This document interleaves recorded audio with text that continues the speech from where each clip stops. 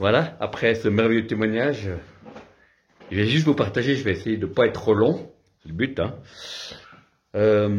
Seigneur, merci pour ce témoignage que nous avons entendu. Merci pour ce que tu m'as mis sur le cœur pour ce matin, pour ce lieu-ci, Seigneur. Et merci parce que tu es avec chacun d'entre nous et chacun, on est planté par toi, on est des plantes et tu prends soin de nous. Et on est tous à des étapes différentes, donc on ne peut pas se copier les uns des autres, mais on est tous enracinés dans la parole de Dieu, on est tous enracinés dans le Saint-Esprit, on a tous des projets de paix et non de malheur, afin qu'on ait un avenir et une espérance, Seigneur. Alors, merci de nous parler, merci pour l'interpellation de ce témoignage, et on veut attendre à toi, là où on est, avec la possibilité de pouvoir apprendre ceux qui vivent plus. Comme aussi bien dit Sarah, on n'est pas supérieurs, ils sont pas supérieurs, mais il y a un vécu qui est là, qui donne envie à pouvoir marcher à ta suite, Seigneur. Même si on n'a pas tous les mêmes dons, les mêmes appels, mais on a le même Seigneur et on peut porter du fruit là où Dieu nous place. Nom de Jésus. Amen. Alors pour commencer, pendant la louange, j'ai vu des échafaudages qui étaient là, mais contrairement à des échafaudages, une maison, les échafaudages étaient à l'intérieur de la maison. Voilà. C'était des échafaudages en alu, voilà, et qui soutenaient les poutres, les murs, voilà. Et j'ai demandé au Seigneur qu'est-ce que ça veut dire. Eh ben, ici, c'est un lieu où on édifie l'intérieur des personnes. Et ces échafaudages représentaient des personnes qui avaient encore besoin de sécurité. Mais le Seigneur travaillait dans leur cœur et au travers de votre amour, de vos prières, de vos conseils, eh ben, les gens qui venaient là, eh ben, Dieu pouvait travailler. Et ce lieu était comme un lieu qui permettait d'avoir des échafaudages, un soutien à un moment donné. Puis après, comme chaque maison, on en laisse échafaudage, et pour avoir plus d'échafaudage, mais on a eu besoin de ces échafaudages pour construire. Et spirituellement, c'est la même chose, c'est comme s'il y avait des échafaudages intérieurs de plusieurs personnes qui sont peut-être pas là forcément aujourd'hui, mais qui font partie de ce groupe, et ben, avaient encore besoin de stabilité ou sécurité ou d'enseignement ou d'équipement. Et à un moment donné, ben, ils vont recevoir, et ils n'ont plus besoin de ces échafaudages, et ils vont soit rester ici, pour un temps, pour vous aider, soit certains vont partir, d'autres vont rester une période, voilà, une saison. Voilà, je vous soumets cette parole, voilà, je vais vous parler, amen. Puis c'est examiner toutes choses, comme c'est marqué dans Thessaloniciens, voilà. Alors, le titre de la prédication de ce matin s'intitule « Les voleurs de bénédiction ». Voilà. Le titre du message de ce matin s'intitule « Les voleurs de bénédiction ». Jean, l'évangile de Jean, Jean 10, verset 10, nous dit « Le voleur ne vient que pour voler, égorger et détruire. Moi, je suis venu afin que les brebis aient la vie et qu'elle aille en abondance. » Amen. C'est intéressant qu'il veut qu'on ait la vie, pas seulement la vie, mais en abondance. Amen. Waouh, c'est un beau programme. Et c'est le verset que j'ai reçu. J'ai dit, oui, d'accord, c'est merveilleux ce verset, c'est la Bible. Amen. Je me souviens d'avoir lu ça plusieurs fois. Et puis il m'a donné 3 voleurs à discerner. Amen. Les voleurs de bénédiction, ce sont des, voilà, comme d'une maison, des voleurs qui s'introduisent, donc ils viennent pour prendre, voilà, sans être invités. Et pour cela qu'il y a des alarmes, il y a des sécurités, des serrures, des portes, pour empêcher que les voleurs physiques viennent, mais également il y a des voleurs spirituels. Des voleurs qui viennent nous voler des choses spirituelles, qui viennent voler la santé, qui viennent voler le découragement, etc. Et le premier, il faut les identifier, amen, pour pouvoir les combattre. C'est pas le fait qu'on veut parler des choses un peu négatives, mais simplement en connaissant ce qui peut nous arriver, parce qu'on est tous différents, on n'a pas tous les mêmes problèmes au même moment, à la même seconde. C'est ça qui fait la force de l'Église, c'est que comme certains sont un peu blessés, d'autres ne le sont pas, ils peuvent prier. Comme certains sont découragés, d'autres ne le sont pas, et ils peuvent également prier ou aider. Donc, le premier voleur qui vient, c'est les préoccupations ou les inquiétudes. Alors, je vous invite dans l'évangile de Matthieu maintenant. On va passer à Matthieu, chapitre 6, verset 25. Matthieu 6, verset 25, nous dit C'est pourquoi je vous dis, ne vous inquiétez pas de ce que vous mangerez et boirez pour vivre, ni ce que donc vous serez habillés pour votre corps. La vie n'était pas plus que la nourriture et le corps plus que le vêtement. Donc c'est intéressant que Dieu qui nous connaît, qui nous a créés, c'est pour ça que c'est lui l'inventeur de l'être humain, c'est pour ça qu'on est encore sous garantie, hein. Parce qu'il a créé éternellement. Et il sait qu'on peut s'inquiéter. Et c'est intéressant de voir que les inquiétudes, les préoccupations viennent nous voler. Moi j'ai certains entretiens avec certaines personnes pour qui demandent la prière. Et certaines personnes disent que j'ai des inquiétudes. Et les inquiétudes, c'est des choses qui enlèvent, qui volent la paix. Et les gens ne peuvent pas se concentrer pour écouter la voix de Dieu, ou ils ne peuvent pas se concentrer pour servir Dieu de manière efficace. Il y a ceux qui s'inquiètent pour leurs enfants, en tant que parents, c'est peut-être normal. Et je me souviens d'un serviteur de Dieu qui est venu en Suisse, un Américain, qui était là, et je ne les connaissais pas. Et j'ai prié pour eux, et j'ai dit, Dieu a un œil sur vos enfants, qui restent en Amérique. Et j'ai eu des paroles d'encouragement pour eux, et ils ont pleuré. Les larmes sont venues, et ils étaient, c'était une préoccupation pour eux. Voilà. Ils étaient touchés parce qu'ils s'inquiétaient un peu pour leurs enfants, comme ils allaient vivre cette semaine, puisqu'ils étaient en Suisse pour plusieurs semaines. Voilà. Et j'étais heureux que Dieu a mis le point ce qui les inquiétait. Et après, ils ont pu servir dans plusieurs églises. Voilà. Avec le don que Dieu leur avait donné, sans s'inquiéter pour leurs enfants. Et les préoccupations, les inquiétudes, c'est des choses qui nous volent. Des fois, je me souviens que moi, je suis inquiet rarement, mais ça peut arriver. Je n'ai pas la même qualité quand j'ai mon culte personnel. Pas le fait qu'on a un culte personnel de 2 heures, mais rien que le fait, si c'est même une demi-heure, 20 minutes, si je suis inquiet, il y a quelque chose, je lis la Bible, je prie, mais c'est pas la même chose. Il manque quelque chose. Voilà, je n'ai pas la paix de Dieu. Je n'ai pas dit que Dieu m'aime pas, il m'aime toujours. Et voilà. Et des fois, c'est bien de pouvoir se décharger sur lui de tout souci, car lui seul prendra soin de vous. Amen. Et c'est bien de donner les soucis, l'inquiétude à Jésus, même si le problème n'est pas résolu, mais le poids du souci, elle n'est plus sur nous. Amen. Que ça ait des soucis financiers ou autres, j'ai remarqué que je les donnais à Jésus dans un temps, voilà, pas forcément longtemps, juste quelques secondes, j'arrivais à retrouver cette sérénité, cette paix qui a été écrite dans la Bible, que c'est le calme et la confiance, que là est notre force. Voilà. Donc c'est déjà ça. Préoccupation et inquiétude, c'est le premier voleur qui vient nous voler de ton qualité avec Dieu, qui vient nous voler de ton qualité avec les frères et sœurs. Voilà. On voit que des fois, j'ai discuté une fois après un café avec qui avait vu quelqu'un de la rue, une jeune femme, qui n'arrêtait pas de regarder où son enfant était parce qu'elle était inquiète pour voir qu'il tombe, pour voir qu'il y a cause de voiture. Voilà. Et elle n'a pas pu passer ce temps en discussion sans intervenir pour voir où était l'enfant. Amen. Voilà. Mais c'est une bonne mère. Amen. Mais oui, c'est normal. Hein. Ensuite, après, le deuxième voleur à identifier, ce sont les soucis. Amen. Les préoccupations et les inquiétudes, c'est pas la même chose. Les soucis.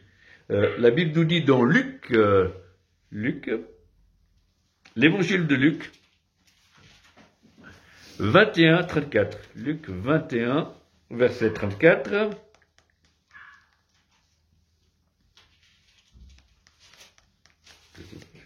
Luc 21, verset 34.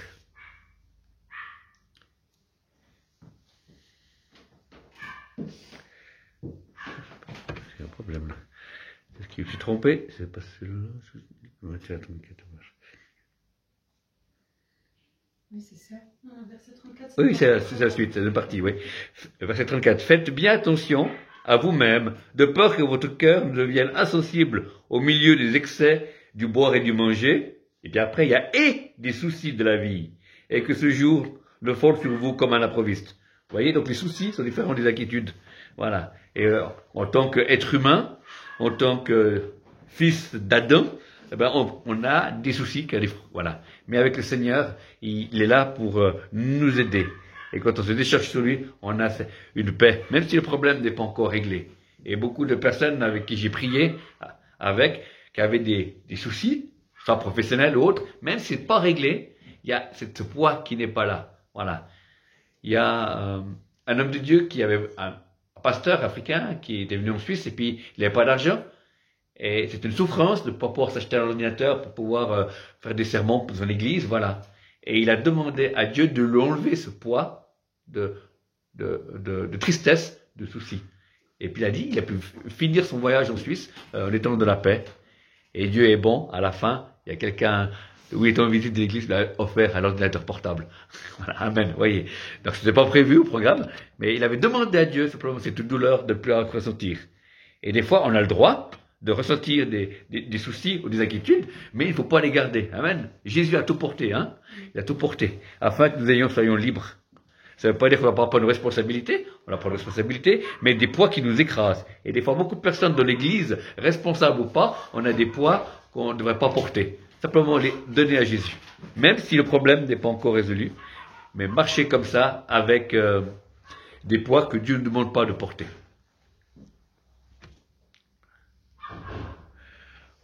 Alors on a vu les inquiétudes, on a vu les soucis, et le troisième voleur, c'est l'incrédulité. Voilà, ça c'est un grand voleur. Hein. Un grand voleur. L'incrédulité, c'est le contraire de la foi. Hein.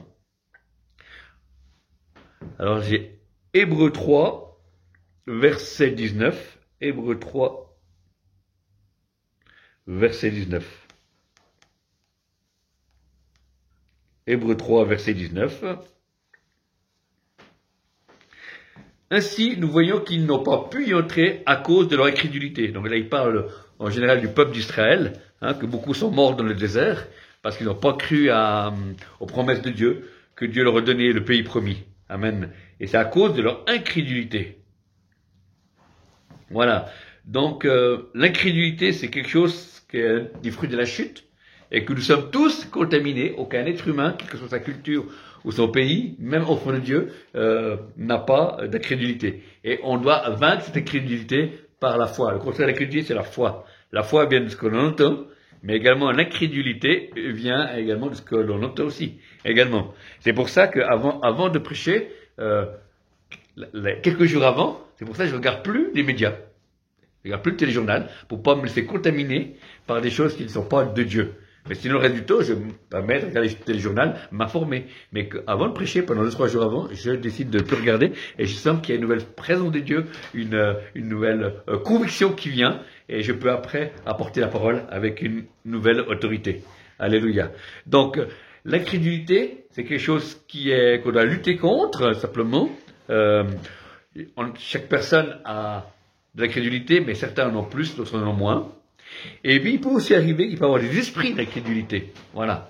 Donc, c'est-à-dire que des mauvais esprits peuvent venir nous soit à l'intérieur de nous, soit à l'extérieur de nous, nous donner une perte de foi. C'est-à-dire que c'est passé comme ça.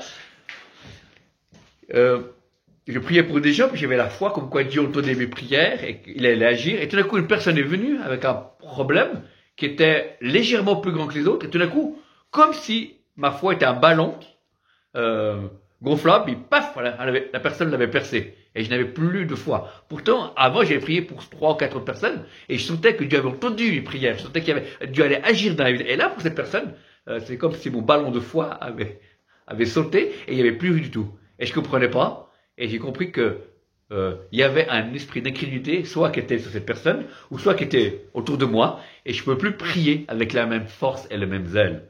C'est pour ça que je dis, il y a aussi des esprits d'incrédulité.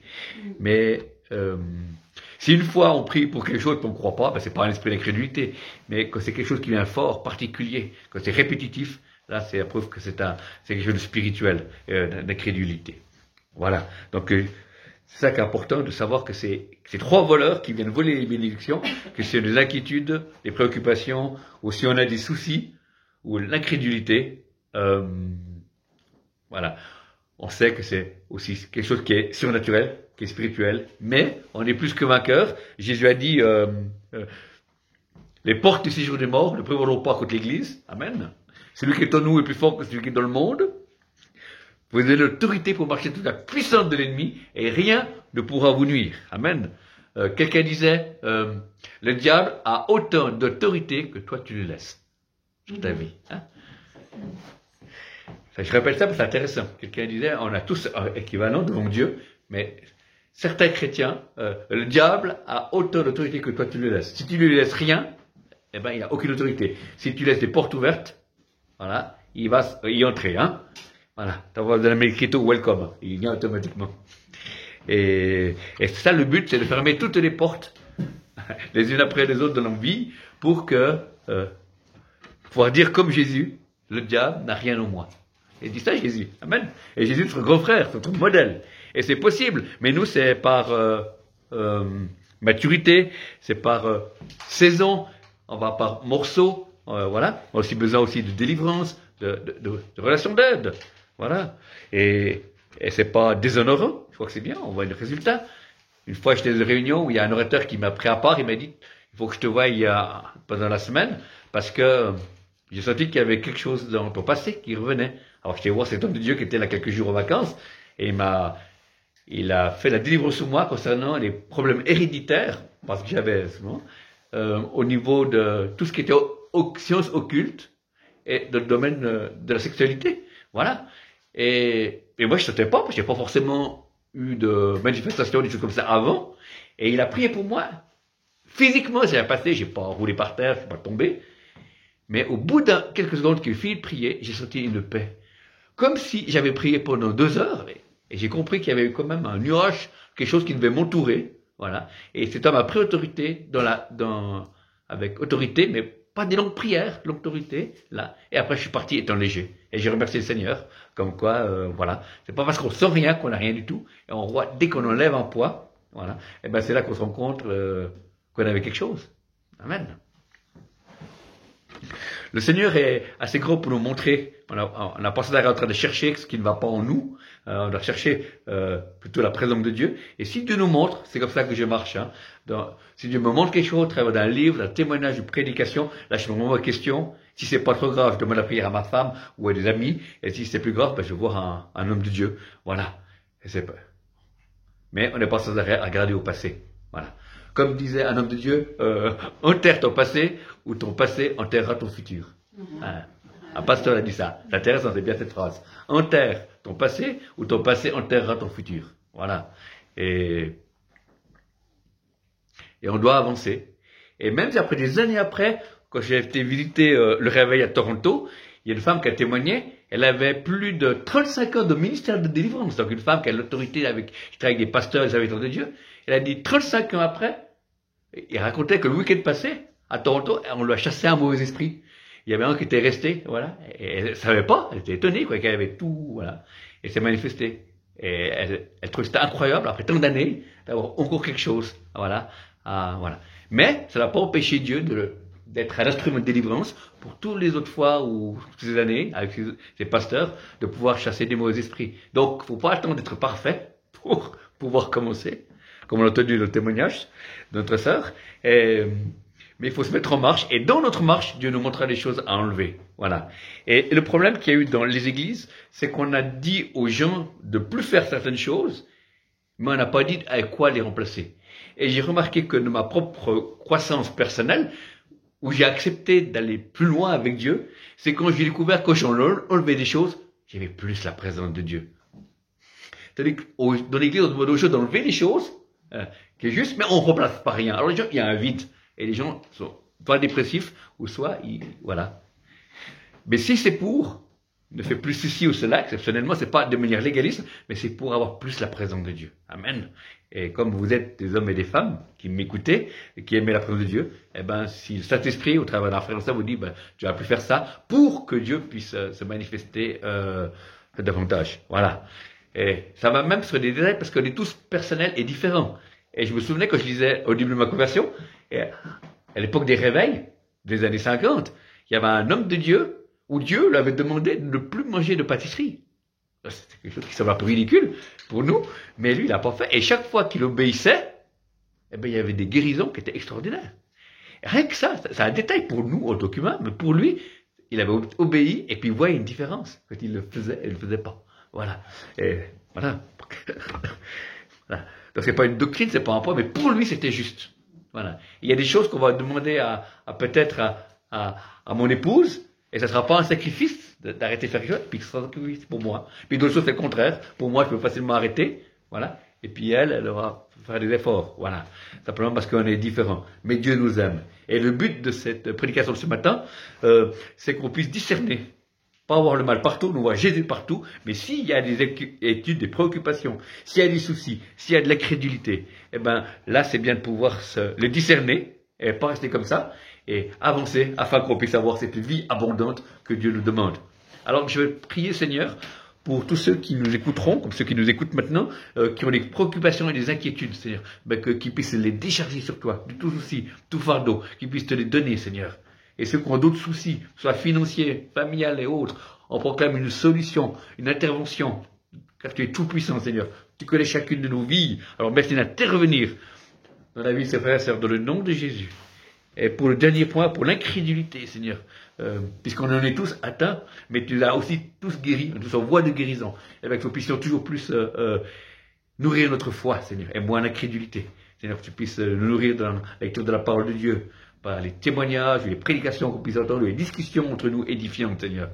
Que nous puissions grandir dans cette foi afin d'avoir plus de foi que d'incrédulité, Seigneur.